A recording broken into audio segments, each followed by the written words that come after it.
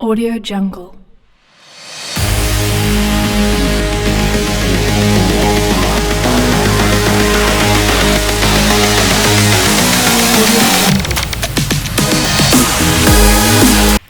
बिस्मिल्लाहिर्रहमानिर्रहीम। Torque and forces on magnetic dipole part number 2। इसमें poly exclusion principal और net forces for uniform and non uniform field cover करेंगे।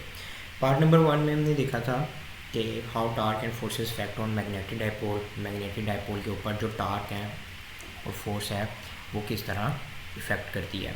और secondly हमने formula जो है जनरलाइज फार्मूला जो कि हमारे अपकमिंग लेक्चर्स में काम आएगा वो डिस्कस किया था। तो उसी टार्क के रिलेटेड इसी टार्क को मज़ीद थोड़ा सा मैं डिस्कस करूँगा और हम फिर अपने थर्ड पॉइंट की तरफ मूव ऑन करेंगे। तो notice that this formula is identical from the electrical analogue.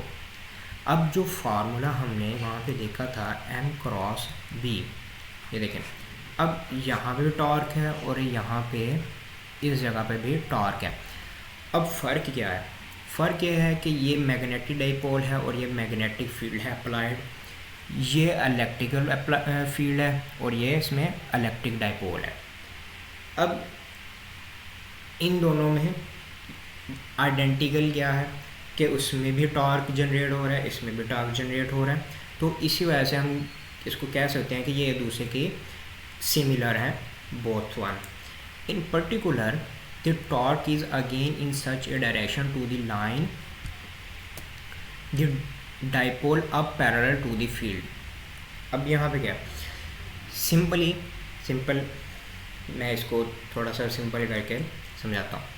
In particular जो टॉर्क है वो इलेक्ट्रिक जो डायरेक्शन है फील्ड की उसके पैरेलल है, और जो हमारा डाइपोल है ये मैग्नेटिक डाइपोल ये भी इस फील्ड के पैरेलल है। इट इज़ दिस टॉर्क, ये वही टॉर्क है for paramagnetism, accounts for paramagnetism. अब यही वो टॉर्क है, ये N = M क्रॉस B, ये वही टॉर्क है जो कि पैरामैग्नेटिज्म की वजह बन रहा है। यानी कि किसी भी मटेरियल, अब कोई भी मटेरियल है, कोई डिस्क है, अब उस पर एक्सटर्नल मैग्नेटिक फील्ड अप्लाई किया गया है, जिस हम इसका नाम रख लेते हैं आयरन। तो अब आयरन है, मैंने आयरन लिया, उस पर मैग्नेटिक फील्ड अप्लाई किया। अब क्या होगा जब मैंने मैग्नेटिक फील्ड अप्लाई किया तो by the help of this formula N = M cross B इसमें इलेक्ट्रॉन्स जनरेट होंगे। जब मैं इलेक्ट्रिक फील्ड अप्लाई करूँगा, इसको मैं करंट दूंगा यानी कि I होगा। तो जब इलेक्ट्रॉन की मोशन होगी यानी कि वो मूव करेंगे, ठीक है, वहाँ पे मैग्नेटिक डाइपोल्स भी जनरेट होंगे। तो मैग्नेटिक डाइपोल जनरेट होंगे तो डेफिनेटली वो किसी न किसी डायरेक्शन में मूव करने की कोशिश करेंगे। तो अब क्या होगा, यहाँ पे मैग्नेटिक फील्ड अगर इस इन टू दी पेज है तो वो भी इन टू दी पेज मूव करेंगे, एक दूसरे के ये पैरेलल होंगे। और इसी फिनोमेना के इसी प्रोसीजर को कवर करते हुए पैरामैग्नेटिज्म का जो है ये कंप्लीट होता है। तो हम स्टार्ट करते हैं पॉली एक्सक्लूजन प्रिंसिपल। बिस्मिल्लाह। No two electrons in the same atom can have identical values for all 4 of their quantum number. अब आइडेंटिकल वैल्यूज़ क्या हैं इसको देखें। अब आइडेंटिकल वैल्यू होती है एनी स्पेशल नंबर, कोई भी स्पेशल नंबर किसी को लोकेट कर दिया जाए। अब जैसे कि मेरे पास नंबर है 03, कुछ भी इसका कोड हो सकता है, कुछ भी इसका हो सकता है 03000000, ठीक है। अब अगर मैंने ये नंबर लिया है, ठीक है, अब बिल्कुल सेम इसी तरह का किसी और पूरी दुनिया में किसी बंदे के पास बिल्कुल सेम इन्हीं तरह के डिजिट्स वाला नंबर नहीं हो सकता। ये सिर्फ एक मेरे पास सिर्फ मेरे यूज़ में है।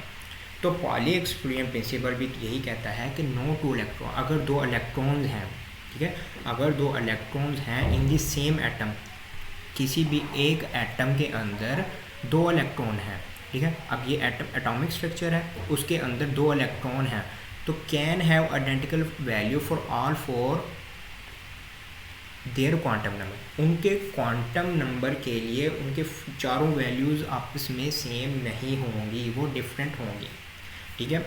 तो आगे मैं इसको पिक्चर से भी समझाता हूँ। अब एक्चुअली क्वांटम मैकेनिक्स क्या है? क्वांटम मैकेनिक्स बेसिकली जो कंसर्न करती है वो माइक्रोस्कोपी एनालिसिस से कंसर्न करती है कि अगर कोई एटम है, कोई मॉलिक्यूल है, वो कोई मोशन कर रहा है, मूव कर रहा है, उसकी डिस्प्लेसमेंट क्या है, तो ये सारी चीज़ें वो इसमें स्टडी की जाती हैं। Specially the Pauli exclusion principle, जो स्पेशली पॉली एक्सक्लूजन प्रिंसिपल है वो क्या करता है? Tend to lock the electron within a given atom.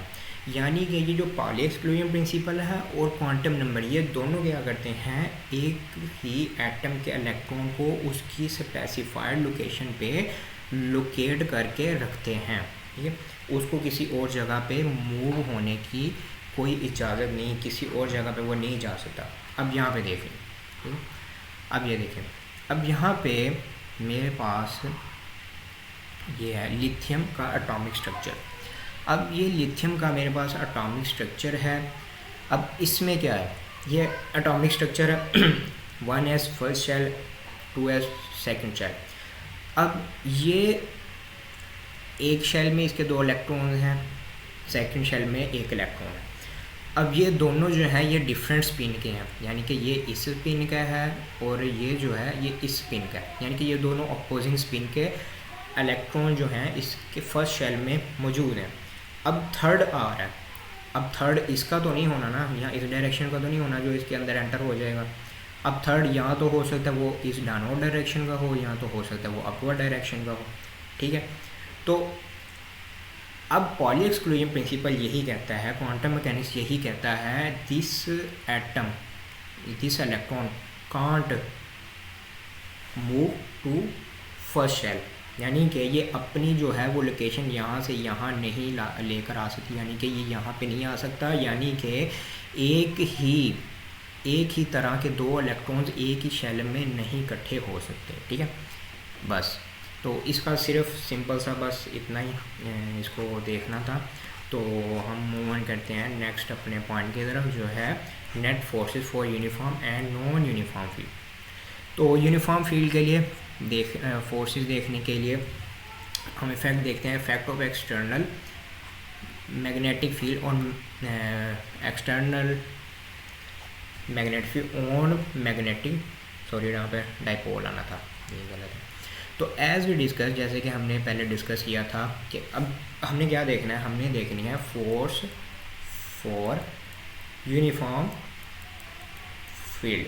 अब हमने देखनी है फोर्स, तो डेफिनेटली हम इसके लिए लेंगे formula of force that we discuss before in our first part of this lecture. F is equal to ILB। अब मैंने पहले पार्ट में बताया था ये तीनों पैरामीटर्स क्या हैं, तो अगर वो नहीं देखा आपने फर्स्ट पार्ट तो आप पहले उसको देख लें, इजीली सब कुछ समझ आ जाएगा। तो ये फोर्स है, अगर मैं इसका क्लोज इंटीग्रल ले लूँ, इसी फार्मूले का क्लोज इंटीग्रल ले लूँ, ठीक है। अब मैं अगर इस फार्मूले का क्लोज इंटीग्रल ले लूँ, यानी कि मैं क्या करूँगा, F इज इक्वल टू, अब इसमें कन्फ्यूजन नहीं होना, थोड़ा इसको गौर से देखना, ये I है और ये L है, ठीक है। अब यहाँ पे जो हमने क्लोज इंटीग्रल लेना है वो लेना है हमने L का लेंथ का क्लोज इंटीग्रल हमने लेना है, ना कि हमने क्लोज इंटीग्रल लेना है करंट का, ठीक है।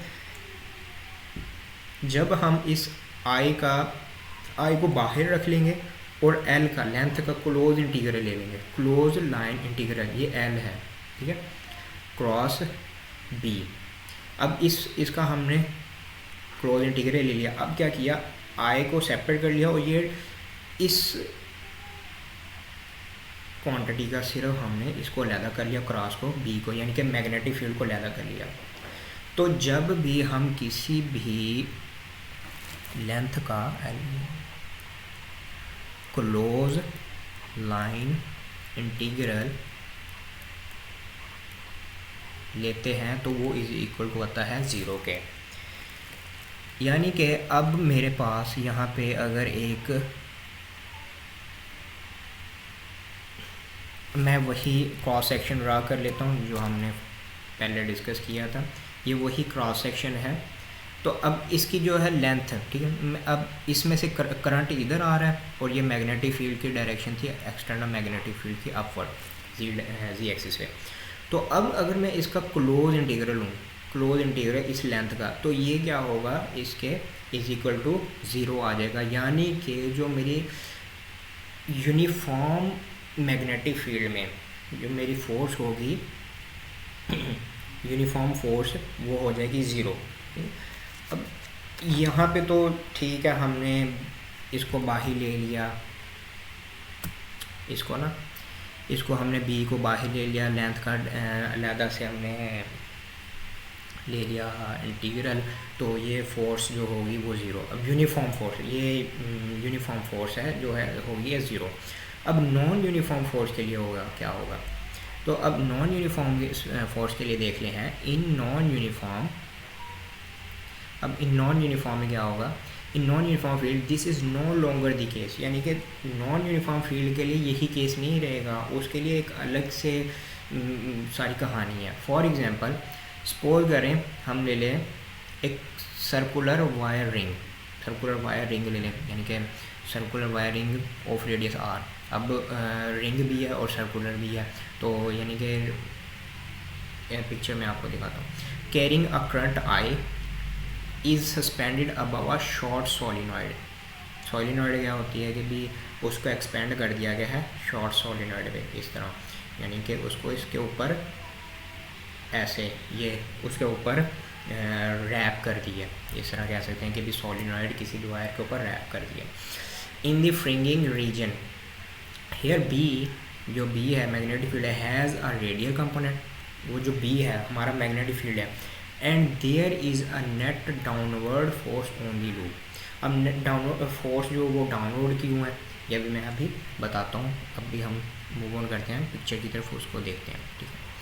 अब यहाँ पे देख लें, इसको थोड़ा सा छोटा,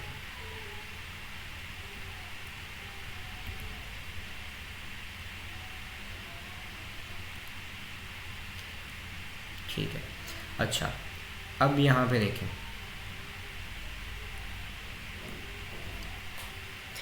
इन a non uniform this is no longer, for example suppose circular wiring, ये सर्कुलर वायरिंग आ गई ये, ठीक है, ये सर्कुलर वायरिंग आ गई, रेडियस r, हमने उसका रेडियस ले लिया r हमारे पास आ गया radius, is carrying a current I, उसने करंट I कैरी किया हुआ, यानी कि उसमें से करंट जो गुजर है वो I क्वांटिटी का करंट है, is suspended above a short solenoid, suspend कर दिया गया, यानी कि उसको फैला दिया है, ये देखें ना, ये फैला दिया है, ये स्प्लिट हो रहा है, यहाँ से सस्पेंड हो रहा है, बाहर की तरफ जा रहा है, अबव अ शॉर्ट सोलिनॉइड, यानी कि अबव ऊपर, शॉर्ट सोलिनॉइड के ऊपर। अच्छा अब इसको ज़रा एक बार इमेजिन करके देखें कि एक सिलेंडर है, ठीक है, अब सिलेंडर को हम कह लेते हैं कि वो हमारे पास शॉर्ट सोलिनॉइड है, उसके ऊपर ये वायर की गई है, उसके ऊपर एक गोल प्लेट रखी हुई है जिसमें जिसके बाहर से ये फील्ड ऑफ लाइंस सस्पेंड की हुई है, ठीक है। तो अब उन लाइंस के लाइन से इसको सस्पेंड किया गया, ठीक है। तो here B has a radial component, B जो हमारा है वो रेडियल कंपोनेंट है, यहाँ पे आर जो है रेडियस है और ये बी है radial component, has and there is a net force on the loop, downward force है। चलिए अब यहाँ पे मैं इसका थोड़ा सा एक क्रॉस सेक्शन ड्रा कर लेता हूँ, इसको थोड़ा सा मज़ीद अच्छे से देखने के लिए। अब जैसे कि हमने कहा था कि कोई भी बॉडी हो वो छोटे छोटे ज़रात से, छोटे छोटे मॉलिक्यूल से मिलकर बनती हैं, तो डेफिनेटली ये यहाँ पे अगर मेरे पास सर्कुलर वायर है, सर्कुलर रिंग है ना, तो उसमें भी छोटे छोटे ज़रात होंगे, छोटे छोटे से। तो मैं यहाँ पे एक डिस्क ले लेता हूँ और यहाँ पे एक यहाँ पे ले लेता हूँ दोनों। अब यहाँ दोनों साइड पे राइट एंड लेफ्ट मैंने दोनों ये रेक्टेंगल्स ले लिए। तो अगर यहाँ से मैं देखना चाहूँ कि जो मेरी फोर्स है वो किस डायरेक्शन में लग रही है, जो मेरा मैग्नेटिक फील्ड है वो किस डायरेक्शन में अप्लाई हो रहा है, तो उसके लिए मुझे इसके एक्सिस ड्रा करने पड़ेंगे। ये एक्सिस ये साइड, ये। अब जो मेरा करंट है वो जो करंट की डायरेक्शन है वो है एंटी क्लॉकवाइज, यानी कि जब हमने पहले देखा था यहाँ पे इस तरह अगर मैं इसको ड्रा कर लूँ, ठीक है। अब ये मेरी डायरेक्शन है एंटी क्लॉकवाइज करंट की। अब करंट की डायरेक्शन ये है, यानी कि फोर्स इस डायरेक्शन में लग रही है, फोर्स लग रही है इस डायरेक्शन में, यानी कि जब फोर्स इसको नीचे की तरफ लेके जाने की कोशिश करिए, ऐसे करेगी ना, क्योंकि हमने क्या कहा था फर्स्ट में, ये हमारा z कंपोनेंट है और ये हमारा y है और ये हमारा x है, यानी कि x की तरफ आने की कोशिश कर रहा था, यानी कि ये जो फोर्स है ये डाउनवर्ड आ रही है। और इस तरफ जो फोर्स है, इस तरफ भी जो करंट की मूवमेंट है, यहाँ से करंट की मूवमेंट इजीली देख सकते हैं, जो करंट है वो एंटी क्लॉकवाइज मूव कर रहा है। एंटी क्लॉकवाइज मूव करते हुए वो जो है फोर्स को डाउनवर्ड एक्ट करवा रहा है। और ये जो हमारा एरिया है ये हमारा इनहोमोजीनियस है, इनहोमोजीनियस, जिसकी वजह से जो फोर्स है वो नॉन यूनिफॉर्म एक्ट कर रही है। तो अब यहाँ पे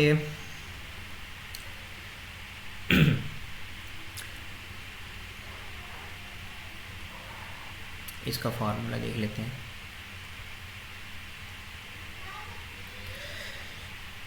एक बात याद रखनी है कि ये जो मैंने यहाँ पे ड्रा किए थे ये हैं इसके वर्टिकल कंपोनेंट। ये जो दोनों वर्टिकल कंपोनेंट है ना, ये मिलकर इसकी जो फोर्स है वो डाउनवर्ड साइड पे लगा रहे हैं। तो जब भी कम से ज़्यादा की तरफ फोर्स लगती है स्ट्रॉन्गर रीजन की तरफ, तो वो जो है मैग्नेटिक डाइपोल है वो स्ट्रॉन्गर रीजन की तरफ आने की कोशिश करता है। यानी कि अब यहाँ पे अगर देखें आप, यहाँ पे स्ट्रॉन्गर रीजन है, यहाँ पे इतना ज़्यादा उसका इन्फ्लुएंस नहीं है मैग्नेटिक फील्ड का। मैग्नेटिक फील्ड का जो इन्फ्लुएंस है वो यहाँ पे इस जगह पे है, ये इस जगह पे। तो जो फोर्स है वो भी ज़्यादा इस जगह पे लगेगी, तो ये इसको डाउनवर्ड एक्ट करवाने की कोशिश करेगा। तो फोर्स है नॉन यूनिफॉर्म फोर्स, तो उसके लिए हमारे पास 2 पाई आर। तो 2 पाई ये कैसे आ गया 2 पाई, क्योंकि हमने कहा कि इस सर्कल का रेडियस लेना है हमने। तो हमने जब इसका रेडियस लिया तो हम यहाँ पे 2 पाई लिख दिया, ठीक है ना। तो आगे हमारे पास इसके सारे पैरामीटर्स को इकट्ठा करके लिख देना। अब करंट आई आ गया, आर ये आ गया रेडियस, बी ये रेडियल कंपोनेंट जिसे हमने कहा मैग्नेटिक फील्ड कोस थीटा, ये कोस थीटा जो बी, और यहाँ पे इस कंपोनेंट के हॉरिजॉन्टल ये जो ये यहाँ पे रेक्टेंगल है जो हमने लिया है, यहाँ मॉलिक्यूल है, इसके अगर हम एक्सिस ड्रा करें या हम इसके कंपोनेंट ड्रा करें, यानी कि अगर ये मेरे पास एक वही टाइनी सा करंट लूप है जिसके मैं कंपोनेंट ड्रा करूँ, तो एक इसका कंपोनेंट इस तरह बनेगा, एक कंपोनेंट इस तरह बनेगा और एक इसका वर्टिकल कंपोनेंट बनेगा। इनके दरमियान जो है वो थीटा है, जो वो एंगल है वो थीटा है, उसकी वैल्यू है कोस थीटा, ठीक है। तो अब ये इसका फार्मूला था इसके लिए हमने सारी वैल्यूज़ को इकट्ठा करके लिया। आगे फॉर इन्फिनाइट डेसिमल लूप। अब इन्फिनाइट डेसिमल लूप का क्या मतलब है, सेम वही चीज़ है जैसे कि हमने फर्स्ट सेक्शन में डिस्कस किया था। इन्फिनाइट डेसिमल यानी कि बहुत छोटे छोटे थे। ये तो हमने देखा है ना कि कंप्लीट लूप के लिए, अब कंप्लीट लूप है उसके लिए ये फोर्स बन गई, तो 2 pi I R B cos theta आ गया। अब मैं अगर देखूँ इन्फिनाइट डेसिमल लूप के लिए विद इन डाइपोल मोमेंट, किसी भी डाइपोल मोमेंट m के लिए इन ए फील्ड b। अब ये जो फार्मूला है मैंने जो लिया है कंप्लीट लूप के लिए लिया है, यानी कि अगर ये मेरे पास लूप है ना, इस कंप्लीट के लिए ये फार्मूला है। अगर मैं कहूँ कि भी ये इस लूप के अंदर छोटा सा ये जो टाइनी सा टाइनी लूप है इसके अंदर, इसके लिए क्या होगा, तो उसके लिए मुझे ये सेपरेटली एक फार्मूला ड्रा करना पड़ेगा। तो for the force is F is equal to, ये है gradient, sorry gradient m dot b। तो हमारी जो फोर्स है यूनिफॉर्म फील्ड के लिए मैग्नेटिक डाइपोल पे जो एक्ट हो रही होती है वो होगी 0, और नॉन यूनिफॉर्म फील्ड में यूनिफॉर्म मैग्नेटिक फील्ड में जो नॉन यूनिफॉर्म फोर्स होगी उसका ये F is equal to gradient m dot b formula होगा। तो अब हमने डिस्कस कर लिया उसको। फर्स्ट ऑफ ऑल तो हमने देखा था कि टॉर्क किस तरह इफ़ेक्ट करता है, किसी भी टॉर्क और फोर्सेस किस तरह इफ़ेक्ट करती हैं किसी भी मैग्नेटिक डाइपोल पर। तो उसके लिए बाद में हमने फार्मूला देखा था n is equal to m cross b, जो कि इलेक्ट्रिकल सेंस में था p क्रॉस e। और इसी तरह अगर हम देखना चाहें अब फोर्स को, ये तो टार्क देख लिया था ना हमने, टार्क को सेपरेट डिस्कस कर लिया था, ये टार्क हमने डिस्कस कर लिया। आगे हम देखना चाहिए फोर्स, क्योंकि हमने टार्क एंड फोर्स कहा है। तो टार्क के लिए तो ये फार्मूलाज हमने देख लिए। अब फोर्स के लिए, फोर्स क्या है, यूनिफॉर्म है और नॉन यूनिफॉर्म है। अब यूनिफॉर्म फोर्स तो 0 होगी, तो नॉन यूनिफॉर्म फोर्स के लिए ये है। और इसी तरह बिल्कुल ये हमारे मैग्नेटिक सेंस में है। अगर हम इसको इलेक्ट्रिकल एनालॉग में देखें तो हमारे पास इसका फार्मूला आएगा P डॉट E, ठीक है, यानी कि बिल्कुल वही चीज़ आ गई, कोई थोड़ा सा भी डिफरेंस नहीं है। ग्रेडियंट क्या होता है, ग्रेडियंट दरअसल शो करता है चेंज को, कि कितना चेंज आ रहा है किसी भी पॉइंट पे। तो आगे एक थोड़ा सा पैराग्राफ है जिसकी मैं सिंपल सी आपको बता देता हूँ उर्दू में ट्रांसलेट करके। कोई ज़्यादा इसका पेपर से रेलिवेंट कोई इसका कंसर्न नहीं है, लेकिन वैसे मैं बता देता हूँ कि इसका क्या लिखा हुआ। तो अर्लियर साइंटिस्ट जो थे वो क्या सोचते थे, व्हाट अर्ली साइंटिस्ट थॉट। अब अर्लियर साइंटिस्ट सोचते थे कि ये जो मैग्नेटिक यानी कि डाइपोल है ना, ये अब मैग्नेट नॉर्थ है साउथ है, अब ये दोनों आपस में जुड़े हुए नहीं हैं। उनका ये मानना था कि नॉर्थ जो साइड है वो अलग है और साउथ साइड जो है वो अलग है, बस उनके दरमियान कुछ थोड़ा सा डिफरेंस होता है, यानी कि ये आपस में जुड़े हुए नहीं होते। तो उनका ये मानना था, और इसी को बेस बनाते हुए उन्होंने कूलम्स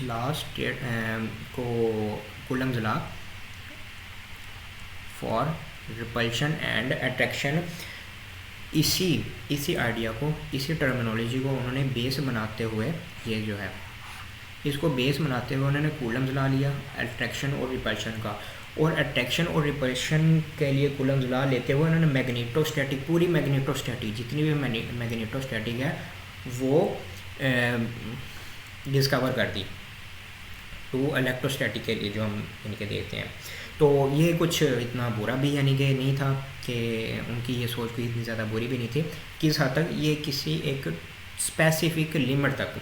अब स्पेसिफिक लिमिट तक कैसे उनकी ये ठीक थी, वो ये कि ये जो यानी कि उनका मानना था कि नॉर्थ और साउथ आपस में जुड़े हुए नहीं होते, इनके दरमियान बस थोड़ा सा डिफरेंस होता है।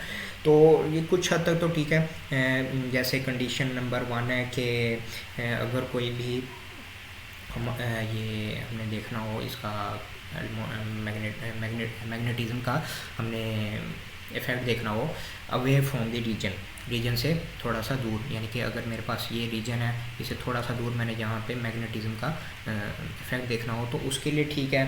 और स्टेशनरी चार्जेस, यानी कि अगर मेरे पास चार्जेस हैं बहुत सारे और वो स्टेशनरी हैं तो उनके लिए ठीक है। मूविंग चार्जेस के लिए ये आइडियोलॉजी बिल्कुल रॉन्ग थी। तो मैग्नेटिज्म जो है वो असल में मोनोपोल बिल्कुल भी नहीं है। मोनोपोल क्या होता है, मोनोपोल होता है कि भी सिंगल एक कोई भी सिंगल यानी कि टर्म, जैसे कि अगर सिंगल हम चाहें तो इसको ले लें, सिंगल चाहे के इसको ले लें। और मोनोपोल का अगर उर्दू ट्रांसलेट देखें तो वो होता है सिंगल, कुछ भी अकेला। तो ये जो मैग्नेटिज्म है दरअसल में बिल्कुल इस आइडिया पे बिल्कुल भी अक्कर नहीं करती, ये आइडियोलॉजी जो बिल्कुल गलत है। तो जो मैग्नेटिज्म है वो अक्कर करती है बिल्कुल इस आइडिया पे, जो नॉर्थ और साउथ हैं वो आपस में जुड़े हुए हैं। कभी भी ऐसा नहीं हो सकता कि आपने मैग्नेट को एक को तोड़ दिया, यानी कि इसको इसमें ब्रेक कर दिया, इस पे फोर्स लगा के फोर्स लगाई आपने, इसको ब्रेक कर दिया और आपने नॉर्थ एक हाथ में पकड़ लिया और साउथ दूसरे हाथ में पकड़ लिया, ऐसा बिल्कुल भी नहीं हो सकता।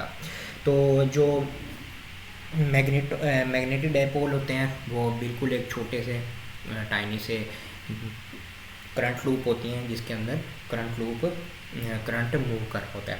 तो बस यही था हमारा आज का जो टॉपिक, थोड़ा सा ही था, कोई इतना ज़्यादा इसमें पेपर से रेलिवेंट हो सकता है, बहुत कुछ हो, लेकिन बहुत शॉर्ट था, बहुत आसान सा था, बहुत इतना ज़्यादा कोई ट्रिकी नहीं था। तो आई होप कि आप सारे जो पॉइंट्स हैं वो इजीली कवर कर लिए होंगे। अगर आपने लेक्चर नंबर 1 नहीं देखा तो लेक्चर नंबर 2 देख लें, और इसका पार्ट नंबर 1 नहीं देखा तो वो पार्ट नंबर 1 देख के फिर लेक्चर नंबर 2 को आगे प्रोसीड करें। और इंशाल्लाह हमारी जो नेक्स्ट इसी चैप्टर से और इसी बुक से हमारी वीडियोज़ जो हैं वो इंशाल्लाह आती रहेंगी। थैंक यू, अल्लाह हाफिज़।